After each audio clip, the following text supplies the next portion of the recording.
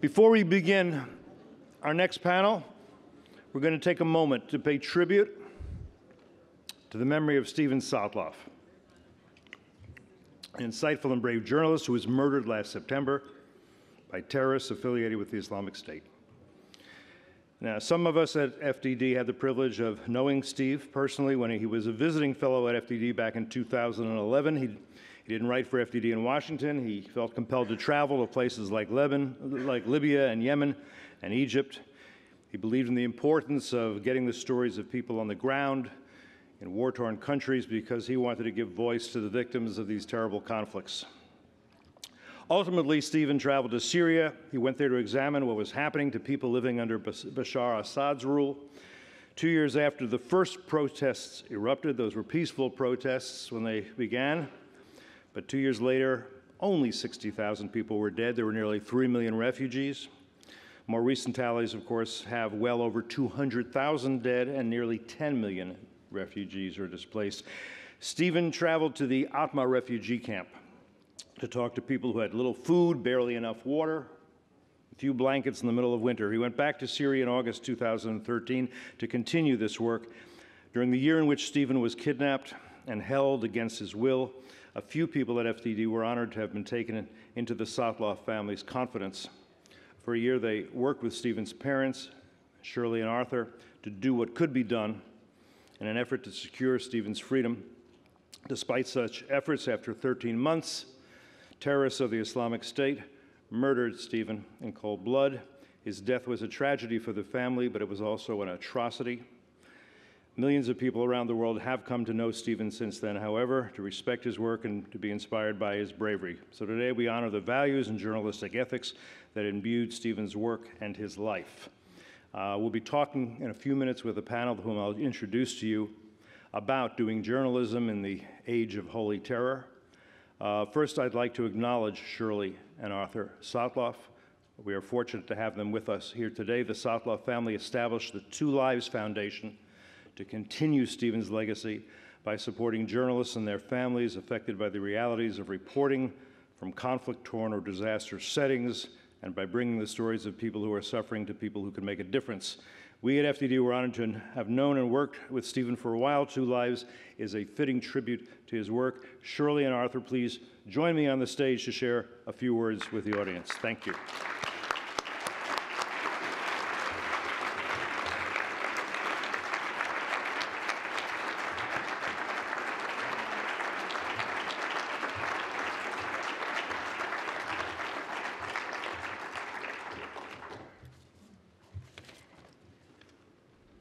Thank you very much, Cliff, for your moving comments about Stephen and for all the support FDD provided during Stephen's time in captivity.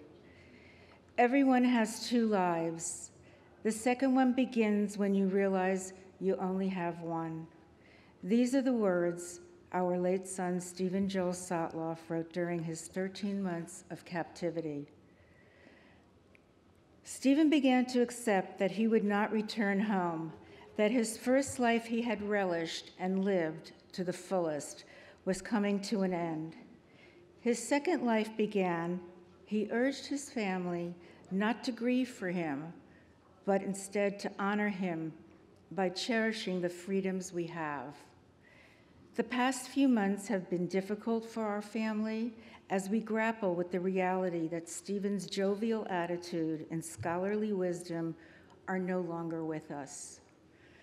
We will forever miss his warm heart, inclusive spirit, and unbounded generosity. He was big-hearted and open-handed. His curiosity and love for people had no bounds. Today, Arthur and I are here for Stephen. We want to keep his memory and his legacy alive, and so we have created the Two Lives Foundation.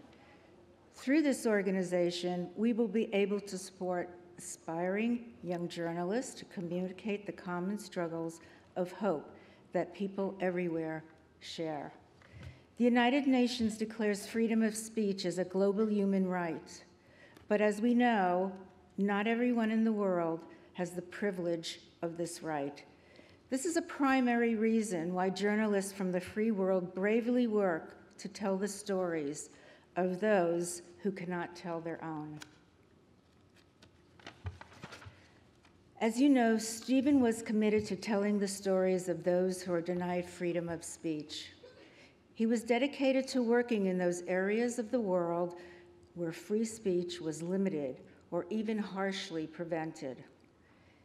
He was passionate about telling the story of the unimaginable loss of life and atrocities of the Syrian civil war, even before the current uprising.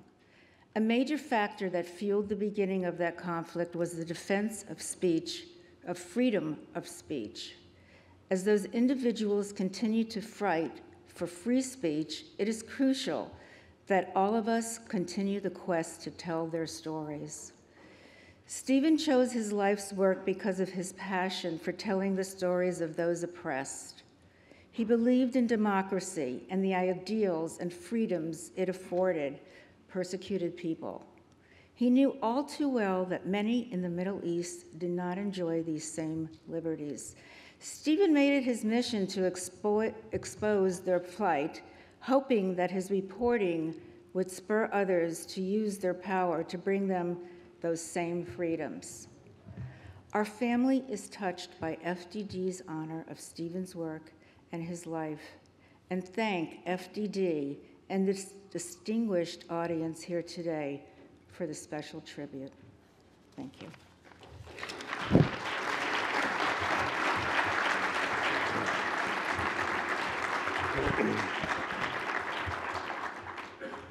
Good afternoon. How are you? My wife has touched upon most of the themes that we wanted to stress, but I want to make a few brief comments. Since the day Stephen was kidnapped, no one helped us much as the FDD team. We were put in touch with Jonathan Schanzer from the first days of Stephen's incarceration. Working with people like John Hanna, FDD was able to reach the White House, ambassadors, and other government officials to make sure that Stephen was not forgotten. When we first came to Washington in December 2013, it was FDD which arranged all our meetings with Congress. We could have never have opened the doors FDD did. Toby Dershowitz took us everywhere and sacrificed countless hours for our cause. We are lucky to call Toby a friend. Her presence helped ease the pain we silently bore as we labored under the media blackout.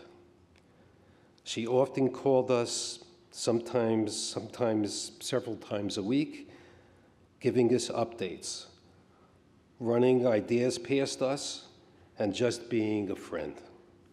We would like to thank everybody at FDD and for the help they provided us. Stephen never knew what you did, but we do, and we are very grateful for that. Thank you very much. We appreciate that. Thank you. Thank you. Thank you.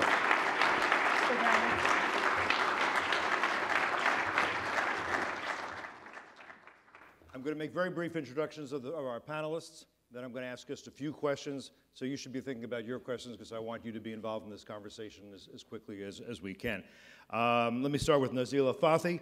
She's a former Iran correspondent for the New York Times. During the height of the Green Revolution in 2009, she was forced to flee the country. We'll want to find out the details of that shortly.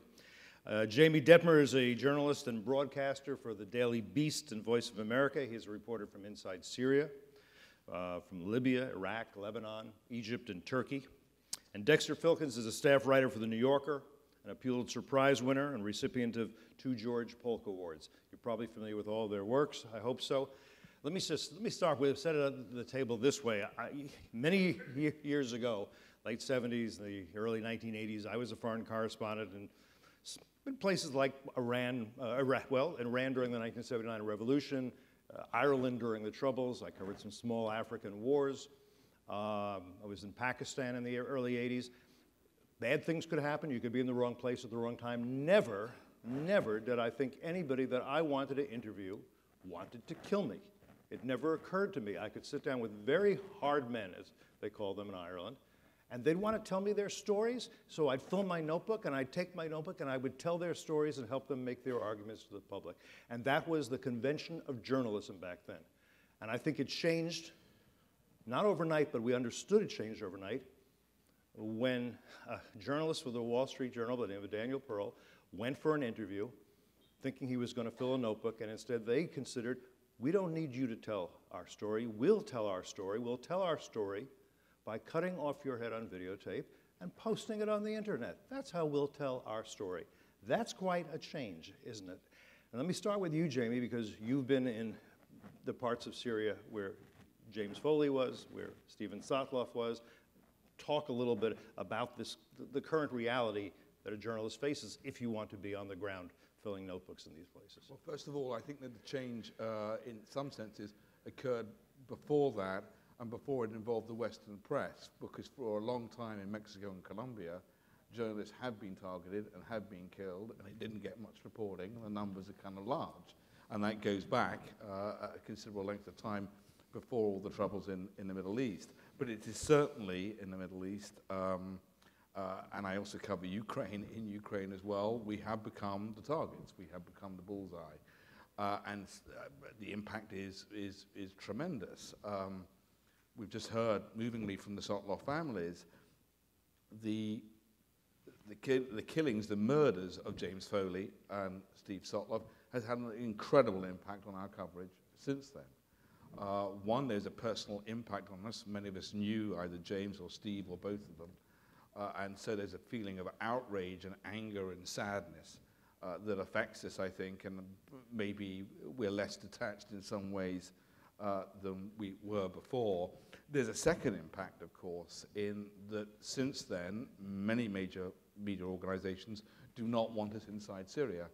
I've not been back inside Syria since James and Steve were murdered this summer, partly because my employers at the Beast and the VOA are very uncomfortable about me going in, and even if I come up with plans for going in, they're vetoing them. And I'm not the only one who's having this. I mean, a lot of other media organizations don't want their people inside. And I must say, the various plans that I've come up with for going in and to get back to Aleppo haven't even convinced me. In order to reduce as much as I can the risk. You have the risk anyway, of course, if you're covering war, of being in the line of fire, or being caught in crossfire, or being hit by a barrel bomb, or being hit by an airstrike. But now we have to deal with the Islamic State, and we have to deal with Jabhat al-Nusra. And the point that I must stress there is that Jabhat al-Nusra has also been changing and transforming in the last few months, and are becoming far more vicious and violent in the areas that they're governing, for example, in Idlib. So if you're trying to get into Aleppo or in parts of northern Syria, you've somehow got to get around Jabhat al-Nusra, who I've tried to negotiate with for safe passage, which has been refused, and the Islamic State on the other side. The other problem that we're having in terms of the reality on the ground is we can't trust anyone. We know that a lot of these recent kidnappings, fixers or drivers or others were involved in those kidnappings. We're pinpointing the people who were kidnapped. So the effect of this is that there's less what I would call ground truth. We're not covering Syria in the way that we did before the summer, where there are a lot of journalists around, covering a lot of stories, getting that 10% of ground truth, which is absolutely essential, getting the nuances. So it has had a chilling effect. And I think it's emboldened other groups to be far more seeing us as targets and of use in propaganda terms if they kidnap us or kill us. We only had last week Ned Parker from the Reuters agency in Baghdad having to leave Iraq because he's been threatened by senior Shia militiamen, who actually extended that threat to all Western journalists working in Iraq. So it has had a chilling impact, a chilling effect, and we've seen a sea change. Dexter, I'm going to go to you next. If you do get into some of these places, they do decide to give you safe passage and let you in. It's probably not in most cases because they have a strong commitment to freedom of the press and the people's right to know. It's because they want to utilize you to tell stories that they want to tell. And again, if they can do that better by cutting your throat, they will. But if they can utilize you, they will. How do you deal with that? Well, I think that's it. I think they don't need us the way they used to. So they can write their own stories and put it up on the web, or they can do their own videos and put them up. And so we're not essential to them. I mean, and I just want to say, I mean, just how it's changed over the course of my career. I was in Pakistan when Danny was kidnapped, and I remember the stories coming over the wires, and people were gossiping about it. And I honestly, I was so incredulous that something like that could happen. I'd spent a lot of time in Pakistan, and it's a crazy place, but nothing like that had ever happened. And I didn't really sink in at first. And you could go anywhere in those days, anywhere, and without fear. In fact, being an American was like, it was like wearing armor, you know. And like the worst thing that was going to happen to you was you'd be arrested. Like I got arrested by the Taliban when they were governing Kabul in 2000, and you know, they slapped me around a little bit and held me for a couple of days, but they weren't going to do anything to me. I mean, you could see they were afraid. They were like, what do we do with this guy? You know, because the 101st Airborne, you know, could come down and get him. And that just, I got arrested in Pakistan. I drove into the tribal areas in Pakistan in 2002. You know, that place, if you went in there now, I'd last about 20 minutes, you know. And I went in there, I drove around. I can't remember what crazy thing I was trying to find out at the time, but I got arrested. The police officer, the Pakistani guy, was kind of angry at me, and I had to spend the night like in his office, and he sent me home the next day. Everything changed in Iraq. I worked for the New York Times then.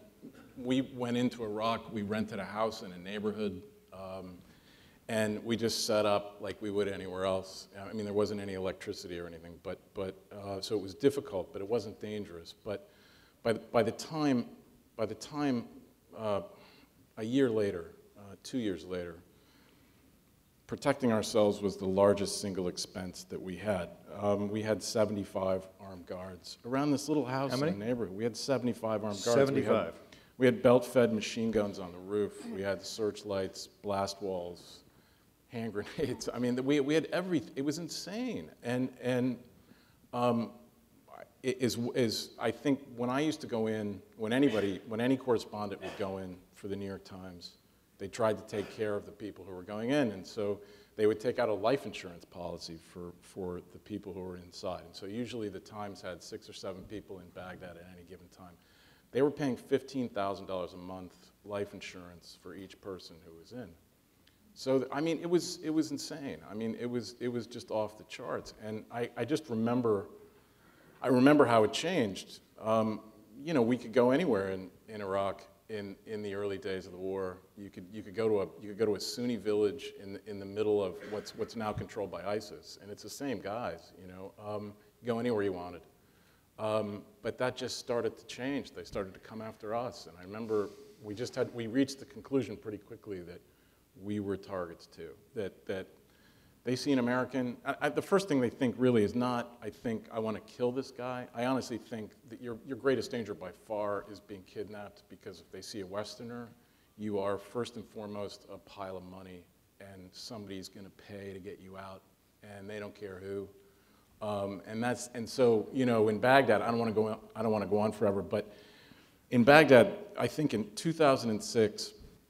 I remember an American official told me that 40 or 50 people a day on average were being kidnapped in Baghdad.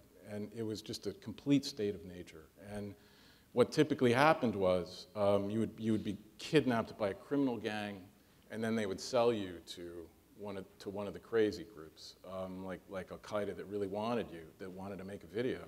And there was actually a place, there was a neighborhood that was out of the control of the Americans. There was an old racetrack there. And the kidnappers used to have auctions there for the people that they had kidnapped. And that's what we were dealing with then. It was just insane. And it's changed so much over just the course of my career. That's only 15 years that I first went to Pakistan. And my colleague, who I think is here, Jeff Goldberg, for The Atlantic, wrote a very nice piece recently about all this. I mean, Jeff and I ran into each other in Afghanistan in 1998. You know, the Taliban were ruling Afghanistan. We went anywhere we wanted. That world is long gone. You know, there's one point I just want to stress here is that back in the day, say when I was a foreign correspondent, if I was working for, say, the New York Times in Africa, there were loads of freelancers, loads of stringers. Okay, yeah. I had a better expense account than they did. But other than that, yeah. It was the same. But if you're a freelancer or a stringer, you don't have 75 guards.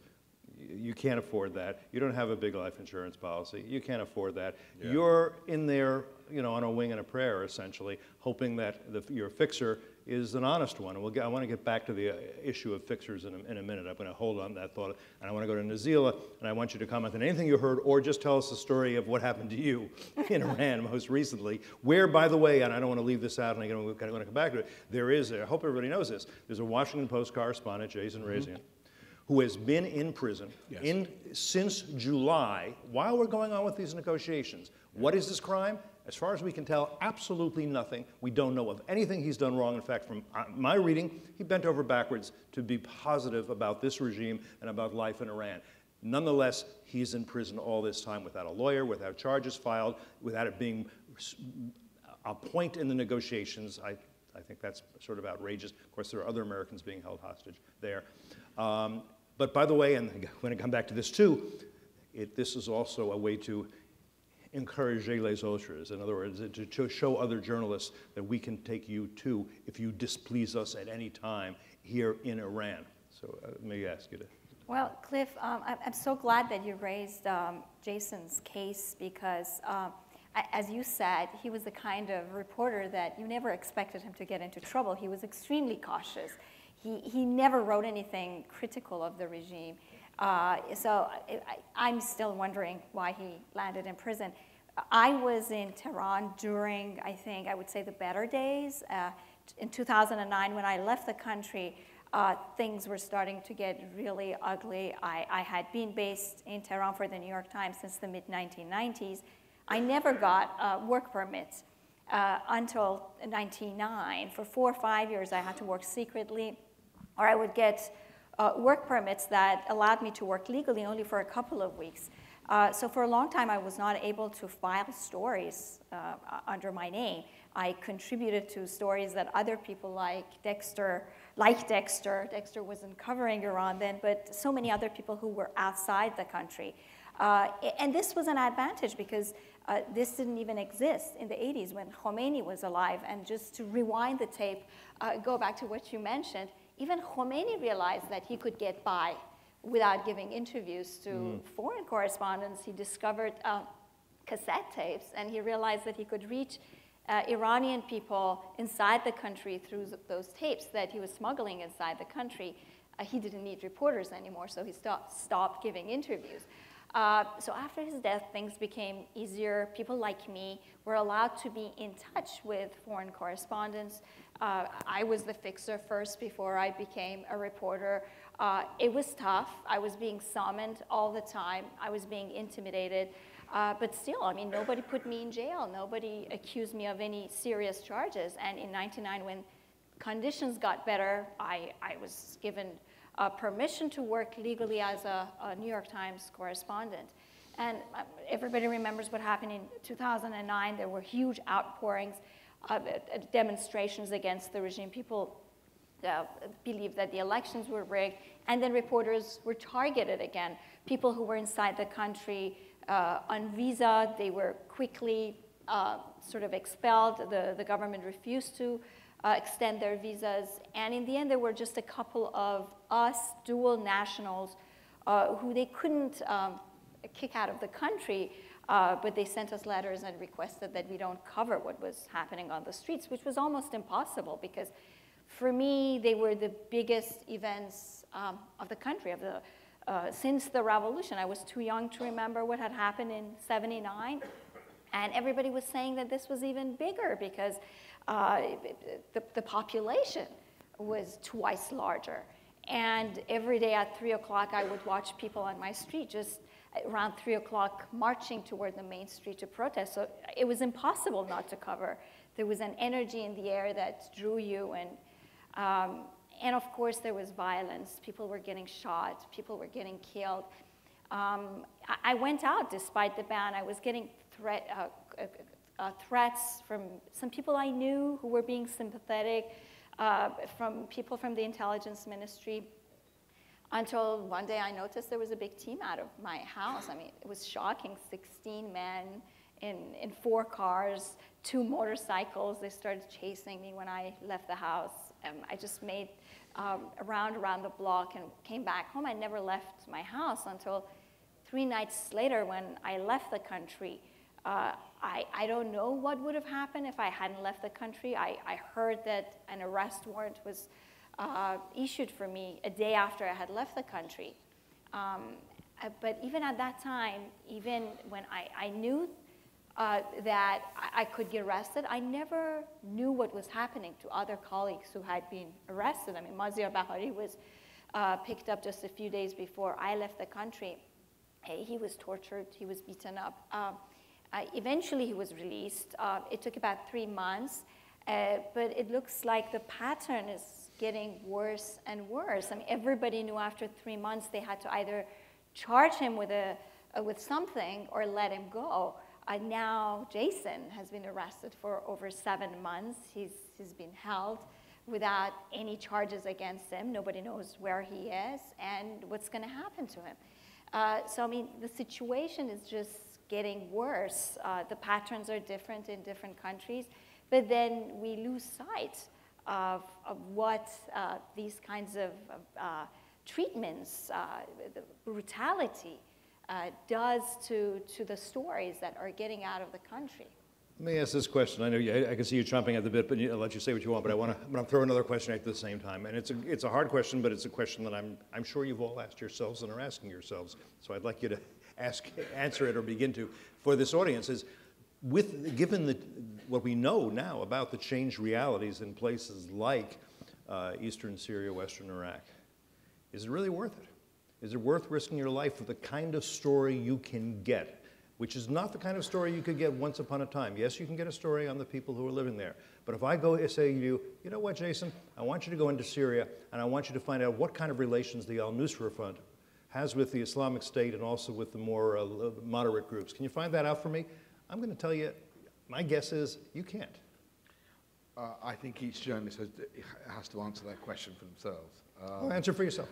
For myself, I went back. I'd been a war correspondent, foreign correspondent at different parts of the world during my career. I had stopped doing wars for many years. I went back 3 years ago, partly because a very good friend of mine was killed in Syria, Marie Colvin. And it was a driver for me to go back to cover because I found that she was an inspiring, generous, warm, and incredible human being. And I felt there should be journalists doing what she had been doing.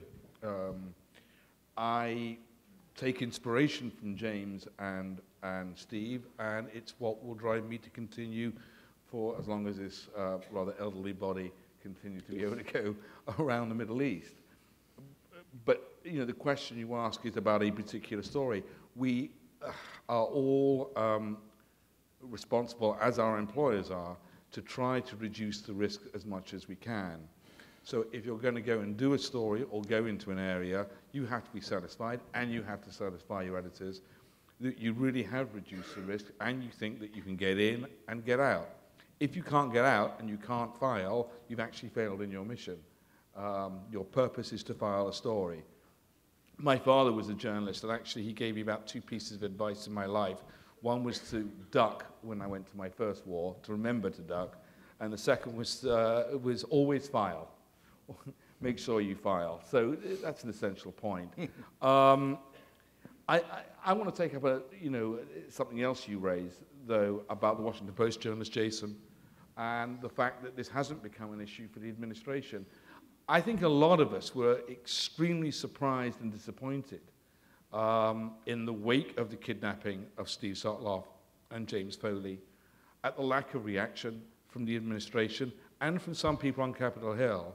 I know from personal conversations I've had with administration officials and with Capitol Hill staffers that they almost consider us an irritant. I don't think covering wars or being a foreign correspondent or trying to provide information to the American public should be considered an irritant. I think we do an essential job, and I take great offense at those remarks. I take great offense that we didn't have FBI agents, for example, quickly into South Syria after Steve and James went missing to try to find out what happened to them. You know, we know that people who were involved with them, fixers, were never interviewed by the FBI or were very belatedly interviewed by the FBI. And I think this goes into another issue, that maybe they find us an irritant because they don't like our coverage, but we are enmeshed in a very important liberal value. And this is a fight about ideology in many ways and about liberal values, and I think the administration and Capitol Hill should be far more outspoken about the importance of press freedom, and far more outspoken when American or Western journalists go missing or are killed.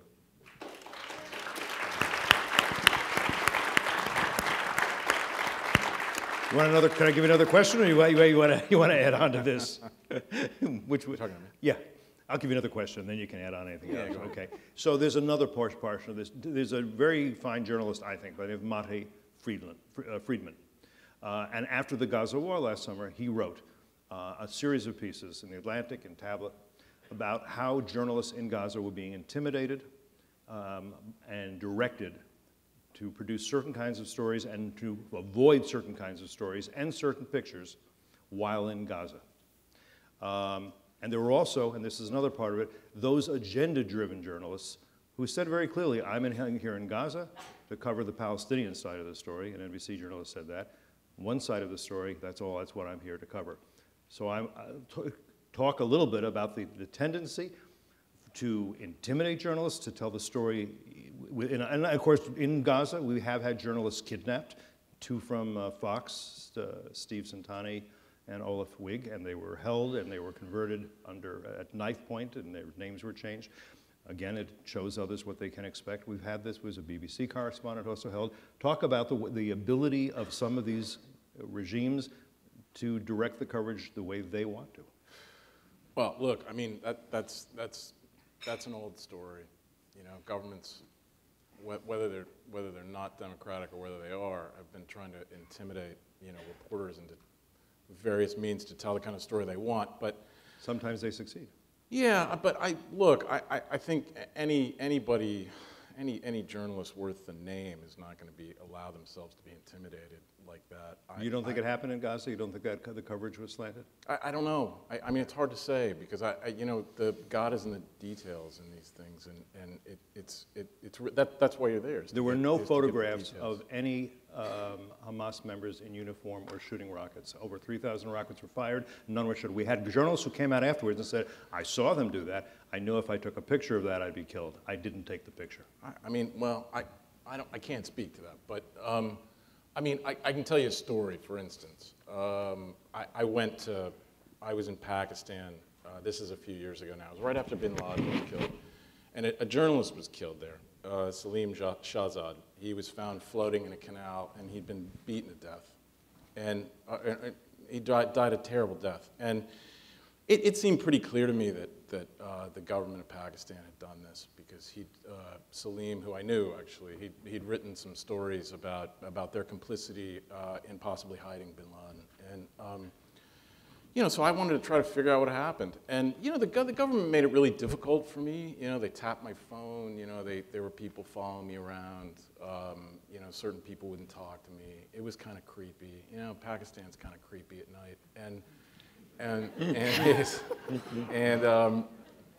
it's a creepy place. It's a wonderful place. It's a beautiful place. But you know, I got the story. Now look, could somebody have come in the middle of the night and like grabbed me and like beaten the hell out of me and like pulled me away? Yeah, they could have. But they didn't. And I think most governments are not willing to cross that line. So what they do is, you know, they beat their chest and they threaten you and they bluster.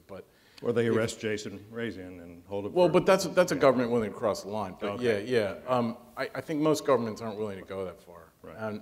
And so I think if you're determined to get to the truth, which that's all I wanted. If I would have found out that Salim Shahzad drowned in that canal, I would have written that story.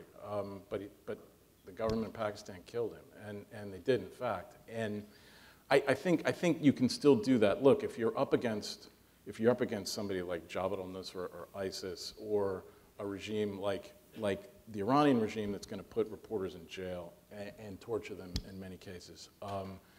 Yeah, that's different. I mean, that's a really different thing. I want to start taking your questions. If you show me a hand, we got one back there. We can get a microphone over there. It's coming. Then we'll come back. Yep, we'll come back. Hand back up. There you go. Yeah. Hi, Jeff Bartos from Philadelphia. Thanks so much. By the way, Dexter, you may have indicated with all that expense why the newspapers are going out of business all over the place at 75 guards and $15,000 a month for life insurance. But I just want to pick up on what you said. I mean, you said the Iranian regime is different than the Pakistani government. But back to Cliff's question, and I don't want to get away from that, isn't Hamas and his question about the way that the coverage was in Gaza, isn't Hamas a proxy for Iran? And if so, I think it's pretty clear to a lot of people that the coverage this past summer was weighted to one side, and then the question for the panel: why are we not reading about the Washington Post reporter every day that this negotiation with the Iranian regime goes on with the nuclear deal? Why are we not reading about the way that the press is being treated by Iran? Why is this not a story? Why is the press not beating the drum on that? Well, look, the second part of that question is pretty easy, actually. I think in a lot of these cases, the families ask that they ask news organizations not to write about it, and because there's negotiations going on, or they feel like if it's publicized, it'll more than likely lead to their being killed. That happens a lot, and the news organizations usually respect that request of the family. So I think it's slightly more complicated in the latter case. But what was your first? What was the question? Well, on Hamas, Hamas is a proxy for Iran. So we talked about sort of. Iranian regime differently. How is that different than what your answer was with respect to the Gaza? I don't know if they're different. No, look, they're not different. They're trying to intimidate people to get the story that they want. I mean, they're very similar in that respect. Can I come in on Please come on in there, and Kate, come up here. We'll get the next question teed up. We'll be faster that way. It's sometimes that the families are instructed by governments not to allow any publicity. I mean, this is another issue. There's a great complexity about how news organizations and families and governments respond to kidnapped journalists. And some people will say that it's important that there's no publicity because you might disrupt the negotiation. I actually, myself, have written critically about the news blackouts, in that I believe that in the first few days or it's important that there is a silence so that we can see if there's some kind of negotiation available. But I think thereafter, this often serves the governments, because if there's silence and there's no coverage, there's no pressure on them to try to up the game, to try to have more of a sense of urgency in getting the journalists back. Also, the corporations have insurers that they're often dealing with, and the insurers are often very uncomfortable about there being coverage because the security people who they're employing are saying it's better to have no coverage. So there's a great complexity when a journalist goes missing. What I think will be a quick follow-up question before you take the next question there. Should, in any case, ransoms be paid to get journalists back? Well, I asked the Europeans. Right. The Europeans say yes. Most American papers say no. They don't often Some Europeans. admit it. Some I think I would Europeans say admit it. no, because it means Yeah, the I next think journalist is more it's making the problem worse worse. for the Do you Americans. agree with that? Yeah, I mean, I'm conflicted about it. I mean, if I was sitting in there, I would hope someone was going to pay a ransom for me.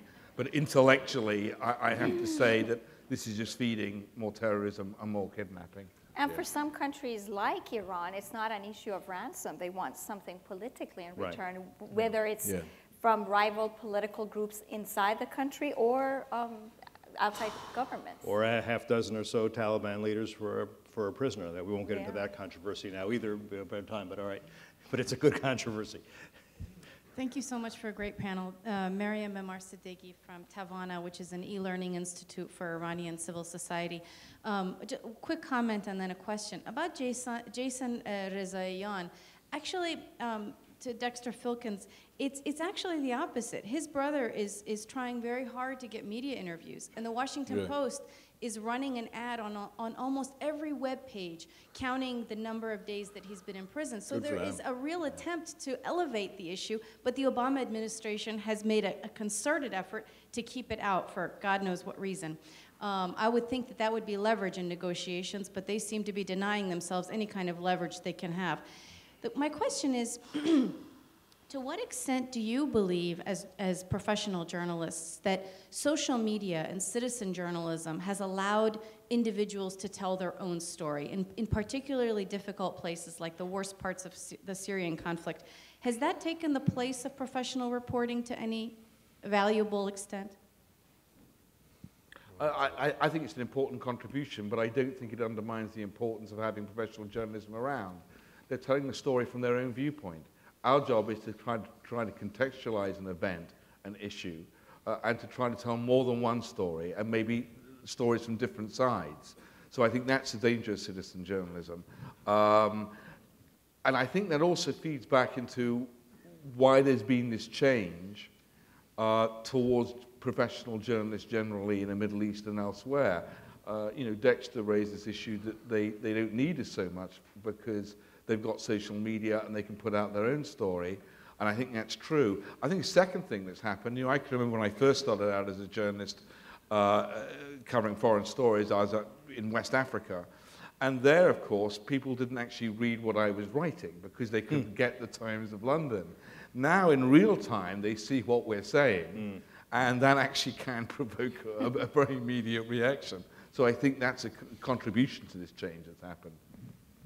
Let's take a question here. Yeah. Dave Naftali, I'm a member of the board of FDD.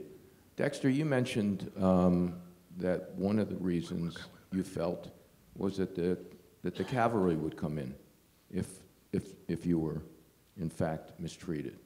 And I wonder if you feel that the administration's policies, stated policies that the cavalry won't come in, has had any impact on how the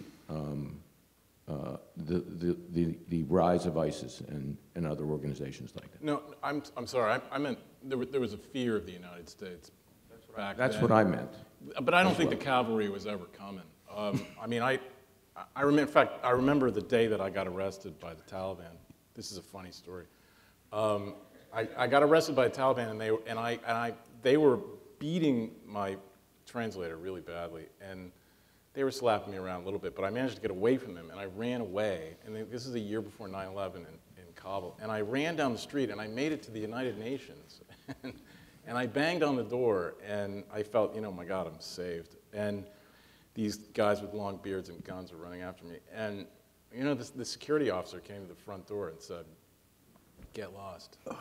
You're just causing problems for us." And so I turned around and got arrested by these guys. So, but I don't think the cavalry was ever coming then. I think, I mean, really, it sure as heck wasn't coming to Kabul, a year before 9/11. I mean, you were alone. But there was a fear of the United States which just does not exist anymore. I mean, and I don't think I don't think it exists now. But I don't, I think the Obama administration did send, I think they sent the Navy SEAL, they sent the SEALs in they launched one operation and it was too late. But I think these guys more or less believe in a place like Eastern Syria that they can operate with total impunity. I don't think there's any fear. They'll give time for one more question, then I'll let you all sum up anything you want to say in answer to this question. Thank you very much. I'm Iftikhar Hussain. I work for Voice of America, pushed to the border regions. We broadcast to that region.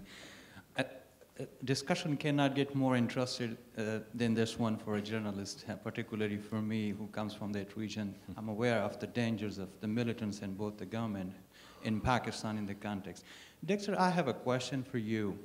How much things have changed for international media, for a reporter of New York Times or any other outlet who is working in Pakistan in terms of reaching out to the real people and getting the actual content? And secondly, in what ways things have changed for a reporter who used to be say 30 years ago, 40 years ago, or 20 years ago, and now? Thank you. Well, that's easy. I mean, look, in Pakistan, 15 years ago, you go anywhere you wanted. Anywhere. Right. In fact, the colleague I mentioned, Jeff Goldberg, last name Goldberg, he spent several weeks living in the same madrasa that Osama bin Laden studied in. It was just a different universe, They just didn't, if you look like an American, they left you alone. That's just... They like you. Yeah, come on in. Really, it was amazing. I mean, when I went to Kabul in 2000, I met the entire Taliban leadership, and we were gonna meet Mullah Omar, and then somebody tried to like put a bomb in his house, and so they canceled the interview. But it was, you know, they wanted you to be there. It's completely different now. I mean, totally different. Pakistan is a really dangerous place now. It's really scary. You want to, Jimmy, and go ahead and answer that question, or give you time to sum up, because that's all we have. Well, I hope that the violence and the brutality that is going on, whether it's in Syria, Iraq, or Iran, doesn't let us to lose sight of realities on the ground. And what is it that is helping these radical groups, such as ISIS, to draw people to themselves? I mean, a lot of people are also joining ISIS because they've been victims of violence and brutality.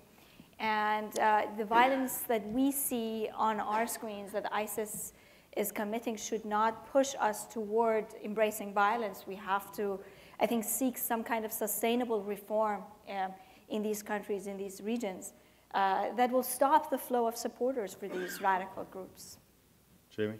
We've got to continue to tell the stories. I mean, Fran Townsend made a very good point this morning about the 4 million Syrian refugees, 10 million displaced.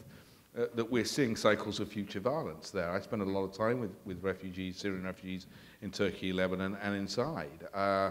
Yeah, I was writing about children who have been through traumatic stress syndrome. We know that they are going to be predisposed to anger and violence in the future. Not all will become suicide bombers. Not all will become militants. But if they're channeled a certain way, even a small percentage doing that, are going to be a huge problem in the future. So we're seeing these cycles. We need to be telling those stories because we need, I mean, I think the fundamental reason why a lot of people do what we do is that Christina Lamb, a friend of mine at Sunday Times, put it very well, that you're outside somewhere, you see something bad happening, you want to tell people about it because you want it to change. That's fundamentally what we're about. And so we've got to continue to tell these stories and to the best of our ability, not be silenced by the militants. Well, I think we only scratched the surface of an important issue, but we've scratched it, I hope, interestingly. I think so. Perilous times for foreign correspondents right now, and it's not clear how this comes out. Thanks to Nazila, thanks to Jamie, thanks to Dexter. Let's give a big round of applause. Thank you.